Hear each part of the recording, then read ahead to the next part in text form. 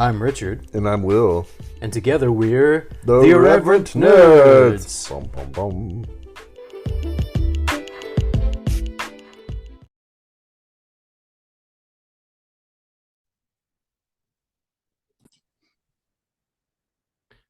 Nerds. Subscribers. Subscriber nerds. We are dropping yet another subscriber exclusive episode just for you. It's Turtles Month, and tonight we are going to be talking about video games. We haven't talked about video games on this podcast in quite a while. I think we've only ever done one episode completely on video games. It was 80s and 90s. We may have even talked about Turtles at some point in that episode, but yeah, it was like Mario Brothers, and Sega Genesis games, Sonic, all that kind of stuff. So, hey, go back and check that episode out if you guys haven't listened to it. But we're talking about video games again, but specifically Teenage Mutant Ninja Turtle video games. And we're going to focus on late 80s, early 90s, kind of the Nintendo games and the arcade games, stuff that we played when we were first getting into the Turtles ourselves. So we're going full nostalgia mode tonight. So hopefully you'll enjoy. We're going to do our best to enjoy the conversation as well. So here we are. I'm excited. Yeah, I kind of sprung the topic on you last minute, but I'm glad you're game. Will's almost always game, even when he's tired. And I appreciate that. But I told him this afternoon, I was like, hey, let's talk about video games. We're supposed to release a subscriber episode today. Yep. Turtles video games, which thankfully, both of us have played them, so we have personal experience, but we'll try to give you a little extra to little wiki knowledge. Obviously, you can go and look this up for yourself, but if you're busy doing other things, you want to go for a jog, you're going for a run, you're going for a drive, you're on your commute, and you don't want to look it up and read it because that would be a bad idea. Just listen to our podcast and we'll fill you in. And hopefully you have a little fun along the way, right? So, Will, I thought we would jump right in, and I thought we would start with the original, as far as I know, the very first Teenage Mutant Ninja Turtles video game. That was the 1989 Teenage Mutant Ninja Turtles, produced by Konami, released in the U.S. under their Ultra Games. I don't know if platform is the right word, but in Japan, it was known as Geki Kame Ninja Den and Teenage Mutant Hero Turtles in Europe. So it was a side-scrolling action platform game, originally released on the Nintendo Entertainment System. This is in 1989, and alongside the arcade game released the same year, it was one of the first video games based on the 1987 Teenage Mutant Ninja Turtles animated series. So it was released after the show's second season. The game sold more than 4 million cartridges worldwide. So let's talk a little bit about the plot, and then let's get into our memories of this game. So, plot. Shredder kidnaps April and gains the Life Transformer gun, a weapon capable of returning Splinter to his human form in order to save April. The Turtles, Leo, Mikey, Donnie, and Raph embark on the streets of New York to confront the Foot Clan. While traversing the sewers, the Turtles encounter Bebop, a mutated pig, and Rocksteady, a mutant rhino. Though the Turtles defeat Bebop, Rocksteady escapes with April O'Neil. The Turtles then chase Rocksteady to an abandoned warehouse, fight him, and rescue April. After disabling bombs in the Hudson River Dam, Shredder captures Splinter, so the Turtles give chase in the party wagon. Hot in pursuit, the Turtles scour the city and eventually find that Splinter is held captive by the robotic Mecha Turtle on a skyscraper rooftop. After the Turtles save Splinter, Shredder escapes in a helicopter. The Turtles give chase, tracking him to JFK Airport, where they encounter Big Mouser.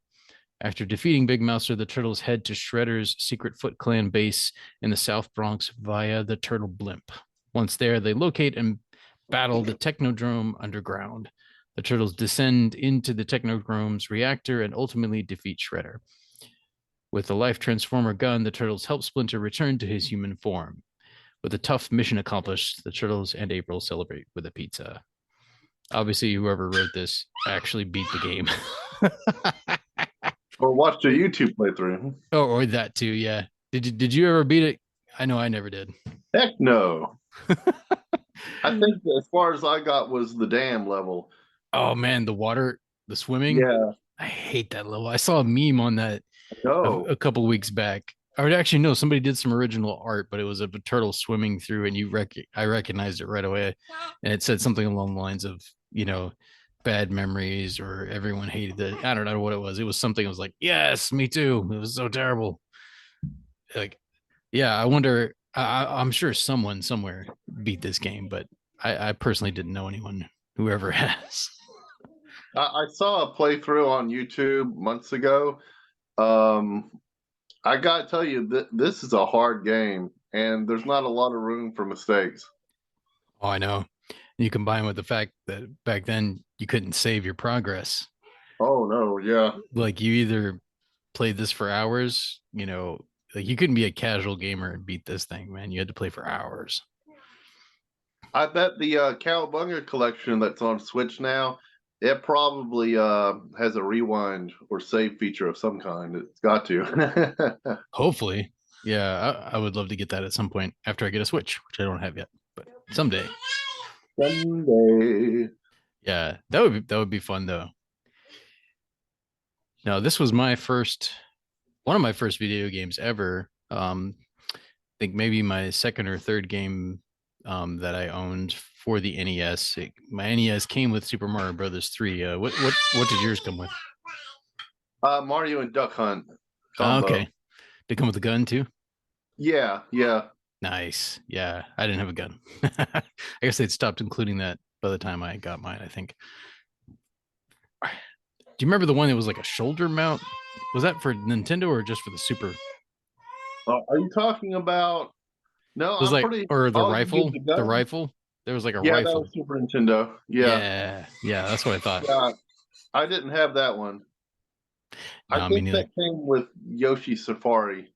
Ah, oh, are you like shooting Yoshis or something? You're Mario riding Yoshi, and you shoot Goombas and whatnot with the gun. Okay, okay, nice. I think was it Star? Could you play it in Star Fox too? I was trying to remember. There's probably more than one game. I'm sure that they connected to it. I think there was some sort of cowboy game, but I'm not sure how many games actually utilized it. This town ain't big enough for the two of us. Yeehaw! Yeah. So let's talk about what did we like about the game? What were some features that you actually did like? I liked how it was turtles. Same here. Same here. Um, yeah, I found out I actually have that little Nintendo emulator that I have. Like Yeah, my sister got it for me off of Amazon, and it's like a little emulator. So it has the Japanese version of this. Like it's everything is in Japanese. It's pretty. I was just playing it a little bit earlier. I was like, ha! This brings back memories. yeah. I, But I was playing in preparation for this podcast too. Not that game though. No, stay away from that game. yeah, it's unfortunately it's the only one that was included on the little emulator, uh, Oh, okay. the only Turtles game. But no, it reminded me this was a feature I forgot it had. During the middle of gameplay, you could switch between the different turtles. Like they each of them had their own health meter and their own life, and then obviously if one of them dies, then you are forced to switch to another. But you could also pause and go to the pause menu and switch between the Yeah, turtles because each one of them had a weapon that did something a little different. So if you reached a point in a level where you needed some help from, say, Donatello, who had the most reach, you know, with his weapon, you could switch or that kind of thing. So I thought that was pretty cool. I'd forgotten but about that. correct me if I'm wrong, but if a turtle died, they were pretty much dead for the rest of the game, though, weren't they? Yeah, that sounds about right because I died 4 times very quickly playing it earlier, and yeah, like that player went dark, and then when the next one died, that one went dark, and then it was game over after the fourth one died. So yeah, you basically have like 4 lives. Similar to Mario, I guess. You only have what start with 4 lives. I don't know if you can. Stuff like that. I'm trying to remember if you could. Do you remember if you could get extra lives? I'm trying to remember within the Turtles game, Well, or like bring a turtle back.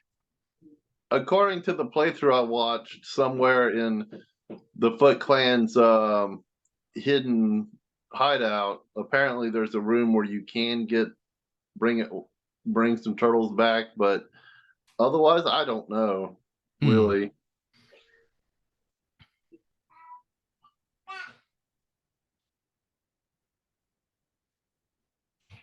But what I didn't like about the game is it was really difficult. Yeah, I was reading.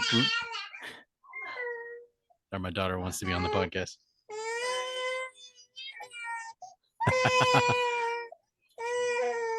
um, was reading here about the reception. Obviously, it was a commercial success. It sold like 4 million copies.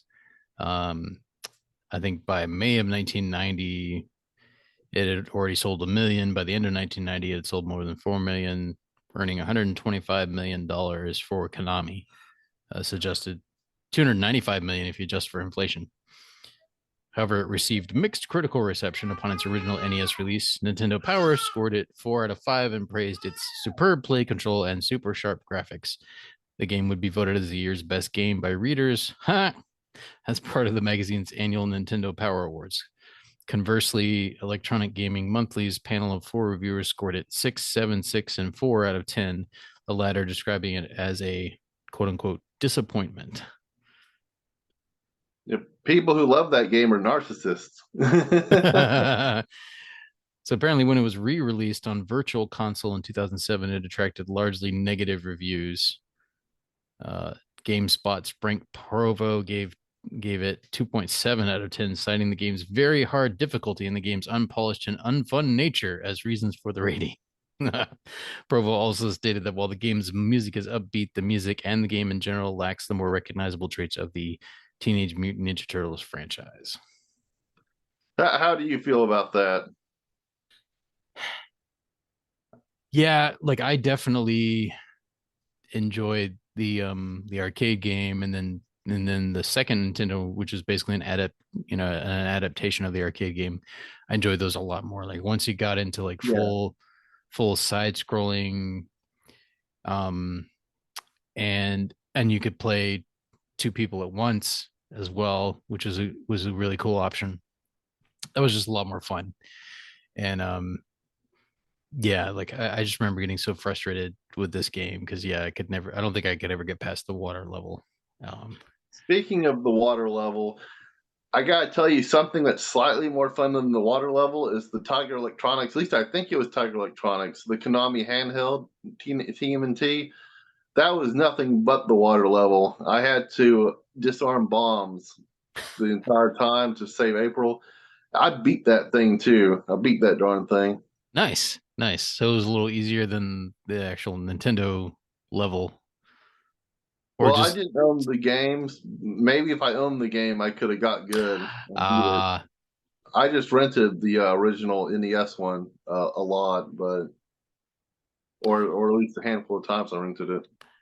that's true. Yeah, if you could play it more often, yeah. I think I just got frustrated, and I don't think I played it near as much as my Mario Brothers 3 or trying to remember what other. Oh yeah, I owned. I think I only owned like maybe three actual cartridges. I had RBI Baseball, I had Super Mario Brothers 3, and then the Teenage Mutant Ninja Turtles, and then the rest I think is mostly I just stuff I rented.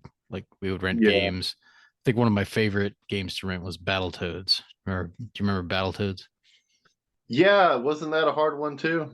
It was, but I enjoyed it more for whatever reason. I enjoyed it more than Turtles, than this Turtles, I should say. Yeah, We definitely rented Teenage Mutant Ninja Turtles 2 quite a few times. I don't know why I never bought it.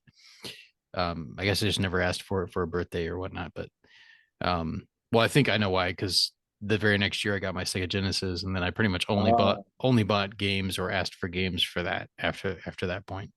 So I think I just had my original three games for the Nintendo, and then aside from that, just rented stuff. Well, do you have anything else you want to add about that one before we move on to the arcade game? Now let's move on. All right. Well, I could add that the front cover was I think issue number 4 or 3, I forget, from the original comic book run. It was the four Turtle Brothers on the teleporter pad owned by the Utroms, which has nothing to do with the game. Yeah, because like they all have the same color headbands too, which Yeah. which you couldn't really tell in the comics because the comics were black and white, right? So like I don't understand why they gave them all red bandanas and belts. Yeah, that's just because they lifted the artwork straight from the comic books instead of anything that had to do with the cartoon. Well, that's what I mean, though. It wasn't colorized in the Yeah. comic book, so like, Right. why the choice to make it all red? I guess.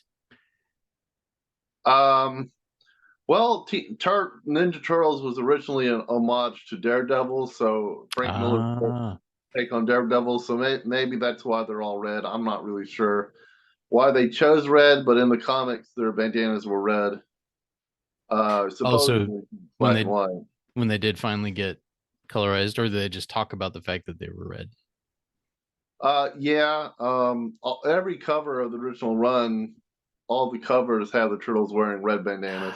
Oh, I see. So the covers were in color, but then the inside black and white. Okay, that makes more Yeah, sense. That makes more yeah. sense. The yellow, no, not yellow, orange, blue, and purple, and Raphael's remaining red. That didn't happen until the '80s cartoon to Wow.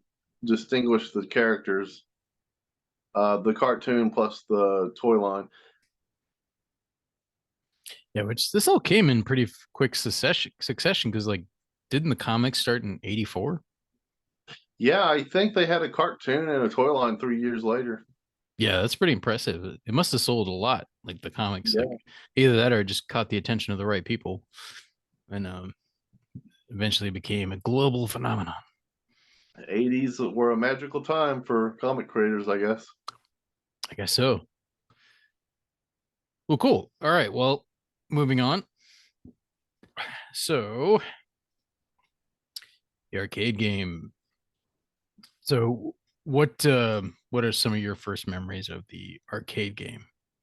Well, I love this one. I didn't like the first one very much. I had to play the arcade game whenever I found it in an arcade.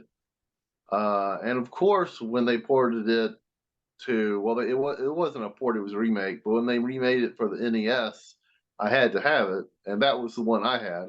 Ah, nice. I wish that's the one I had gotten first. Yeah.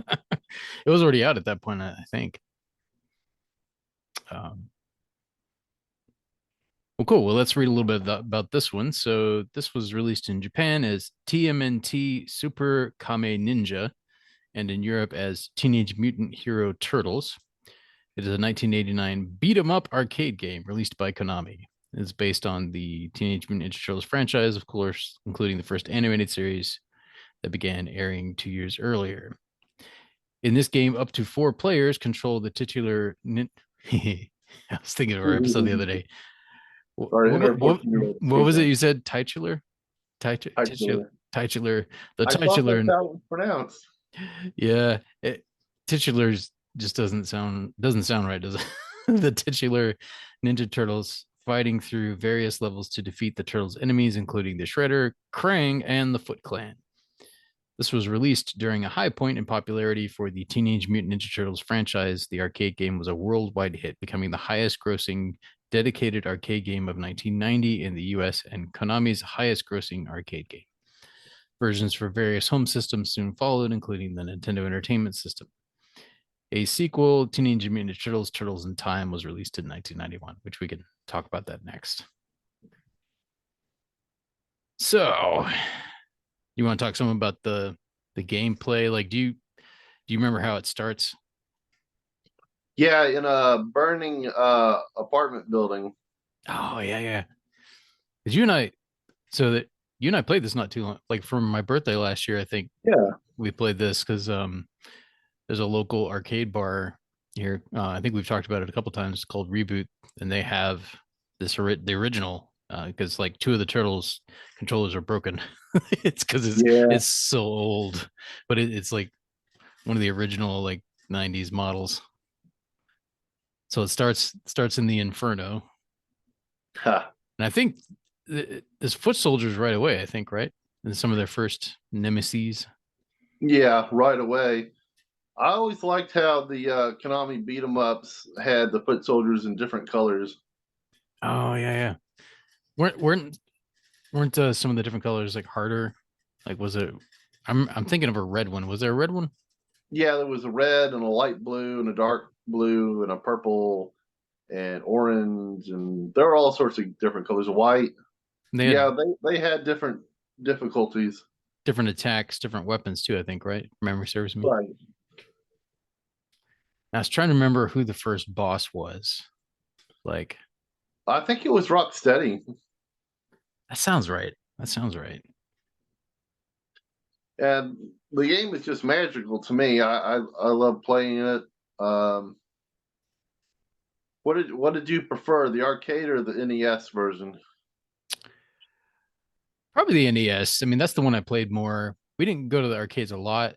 Um, I think we every now and then, like we had, um, like around this time I lived in Arizona, and I think we had one mall that had an arcade. This was the Superstition Springs Mall. Really cool mall. Memory serves me. It had like a carousel and an arcade, and like there's not too many malls that have arcades anymore. Um, True. like I feel like they've made comebacks in fits and spurts over the years, but never like full on arcades have returned. They kind of just you'll just see random arcade games in like bowling alleys and movie theaters and stuff, but like a full on just dedicated arcade you don't see too often anymore. But yeah, we had one in the mall there, and I remember playing it a few times there. But I played it. I think we rented it quite a bit for my home Nintendo, so I remember playing on that more often. And eventually, I think my sister would join me and play as well. And yeah, so that's more where my memory is. And I think I don't know. Yeah, yeah, I enjoyed both. Like when we replayed it on the arcade system, that was fun. 25 cents and everything, like the original coin slots. Oh yeah. Did did Reboot actually keep the 25 cents? I kind of think they did. I don't think they Oh changed yeah, anything. Yeah. yeah, I'm sure. Well, I think it's 50. It was like 50 cents per player, but they had like the original coin slots that you used to see, the 25-cent slots. But Oh, okay. but it's legit. Like for that game, I think it was 50 cents to play that one, and then right next to it was what the Simpsons Yeah, arcade another game. beloved Konami game. Yeah, and they're very similar. Like the side-scrolling nature, like there's a lot of similarities, and like you can go vertical as well, like within the frame, like up and down, Yeah. left, right, as it's moving along. I think that's one of the things I liked better about it than the first Nintendo game is that it kind of forced you to keep moving. So it's like it moved it along like you whereas the first one was not quite that way. It was different. Yeah. And those two games by Konami are actually my two favorite arcade games of all time. Turtles, the arcade game, and Simpsons. Nice. Nice. What would be number three, just out of curiosity? I don't know. Maybe Jurassic Park, the pinball machine. Nice. Nice. Let's see. But, Let's read a sorry, what were you gonna say? yeah. Go. Oh, I was just gonna ask if you ever got far enough in the NES game to find the bonus levels that weren't in the arcade. You had this snow-covered Manhattan where you fought a polar bear from outer space. Yeah, I think so. Yeah. Yeah. I think I did actually beat that game if memory serves me, because Cool. like it was definitely easier than the than the first one. Oh yeah. I'm I pretty beat sure it I'm too. pretty sure I did make it all the way through. And then the other bonus level was like a Japanese house with a robot samurai at the end. Mm, You had tigers jumping yeah. out and fight the tigers. Yeah, I think I remember that. That sounds Yeah. really familiar. But sorry I interrupted you. You were about to read the wiki, I think.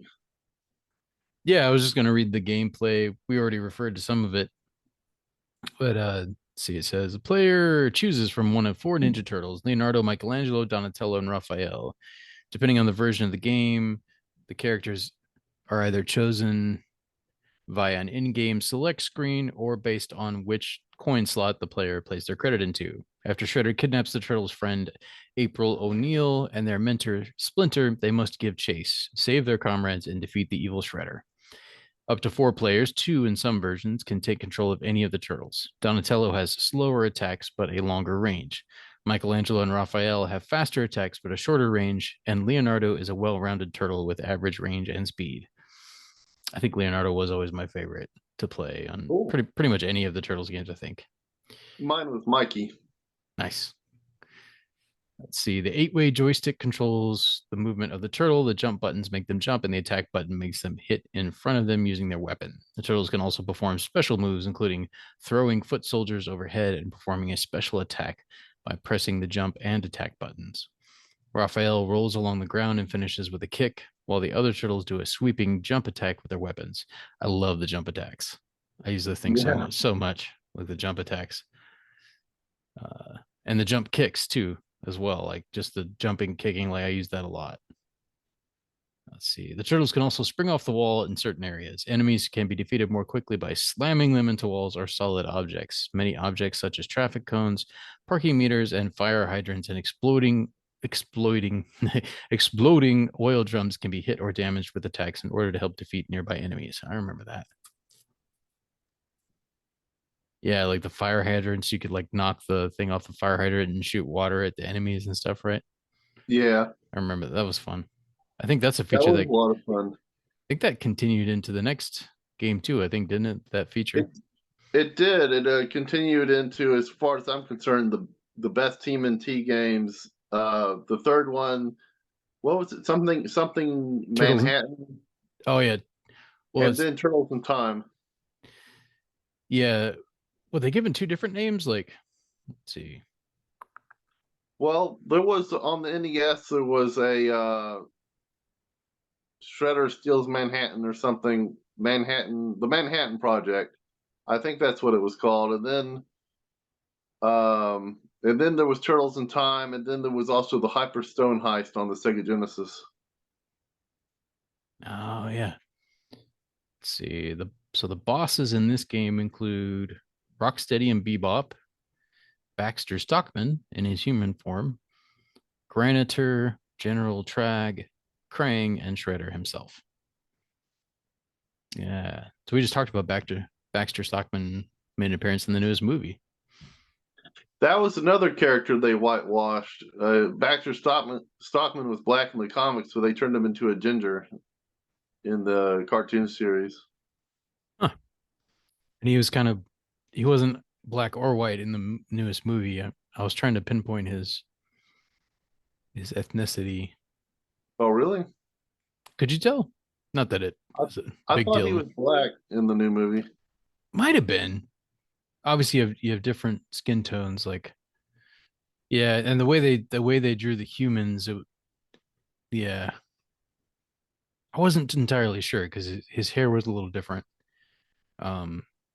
Anyway, he wasn't white. We'll put it that way. He Oh, was okay. a person of color. We'll put it that way, which is closer to, like you said, to the original Yeah. comics.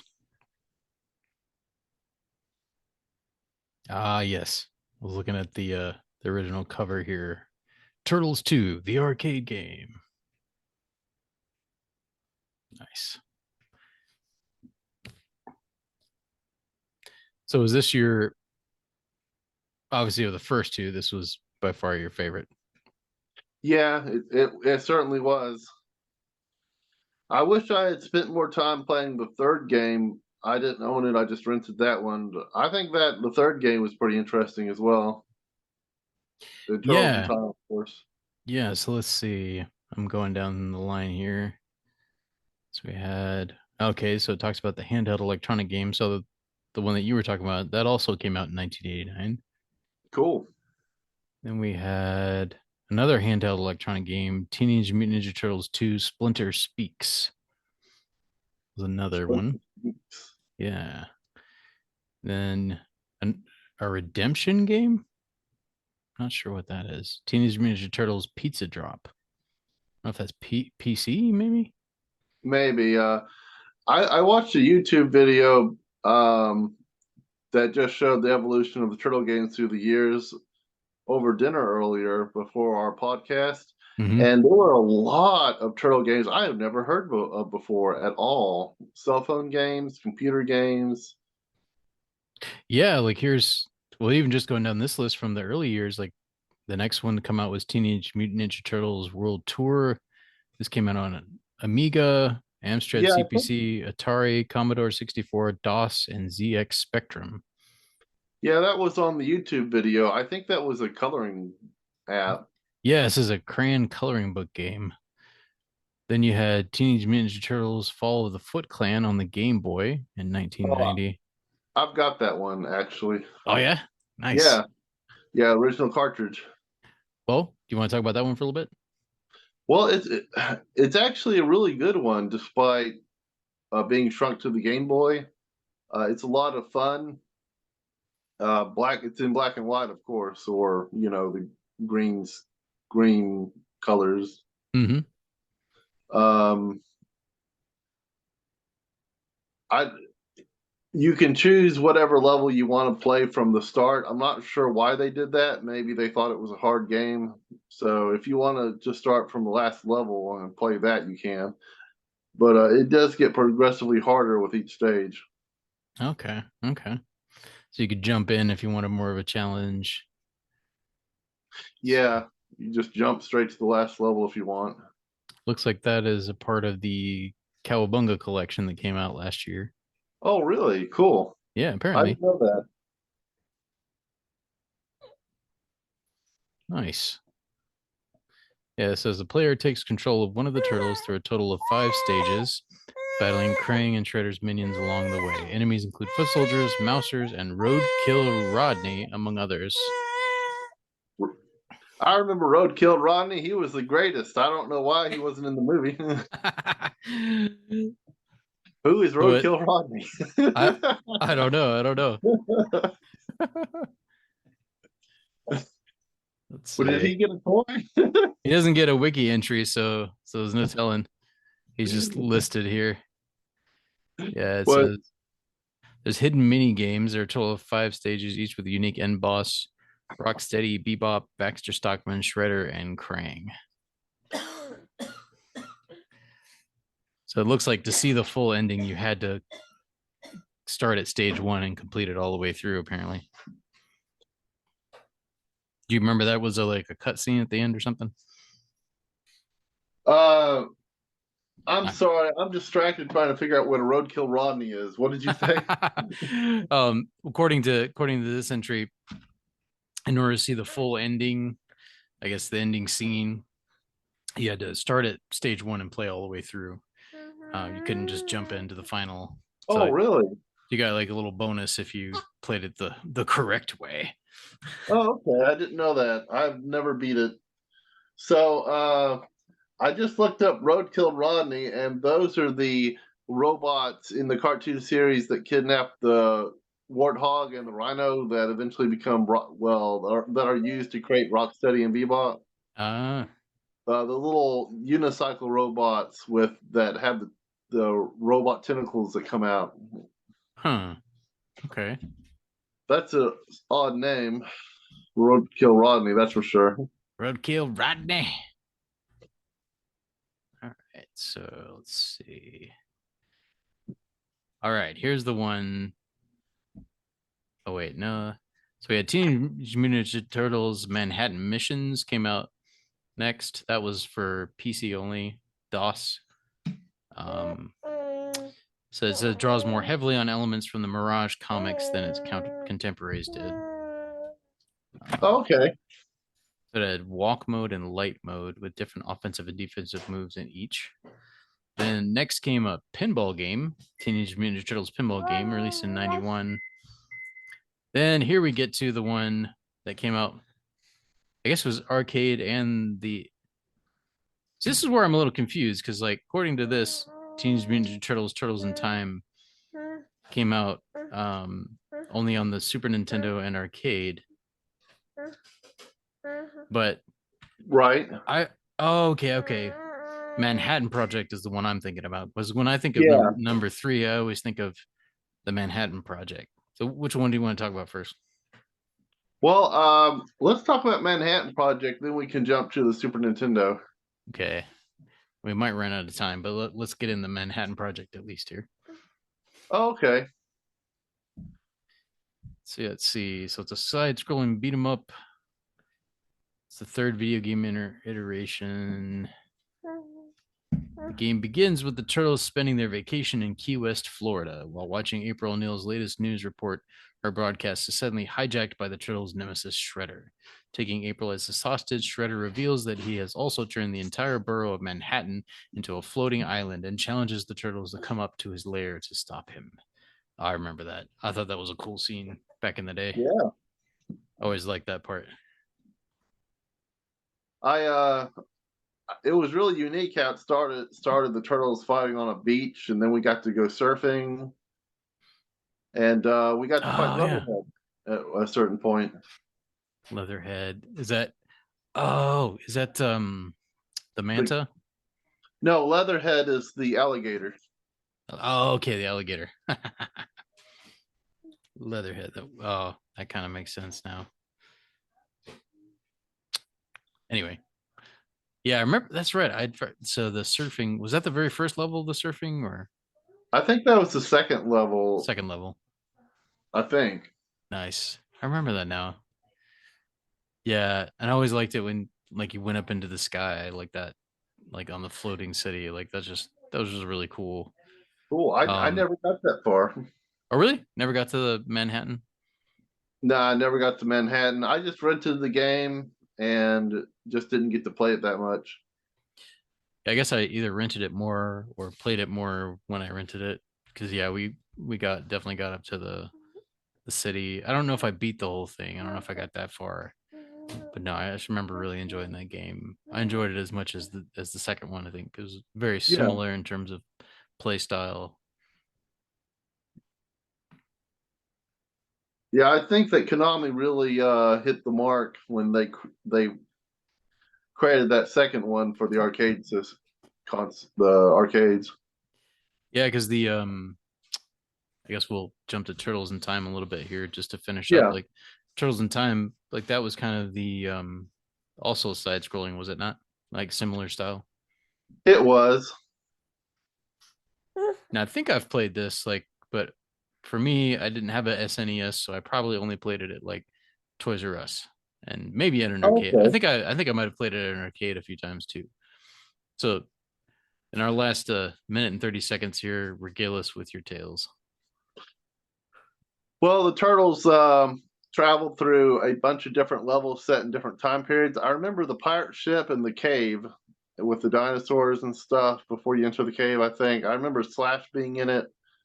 There's not a lot I remember from this one. Uh, I didn't have it on the Super Nintendo. I didn't rent it on the Super Nintendo. Um, and I also want to throw in that the Sega Genesis Hyper Stone Heist uh, was like a rearrangement of the Turtles in Time levels. I'm pretty sure. So it was basically Turtles in Time on the Sega Genesis, just with some alterations. So, Yeah, I might have played that one at some point. I'm trying to remember. Yeah, it says it came out the same year. I yeah. borrowed many of the elements from it. So I did want to say this though before we sign off for the night. Yeah. Uh, Shredder's Revenge is a new Turtles game in the same vein as the arcade game.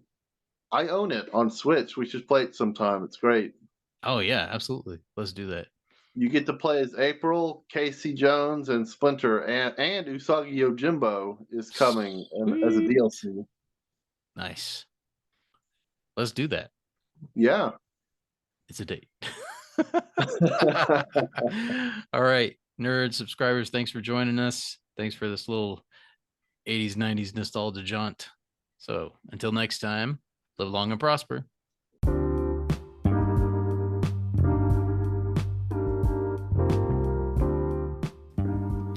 Thank you so much for joining us for another episode of the Irreverent Nerds podcast. If you would, consider following us on Instagram. We are there at irreverent_nerds.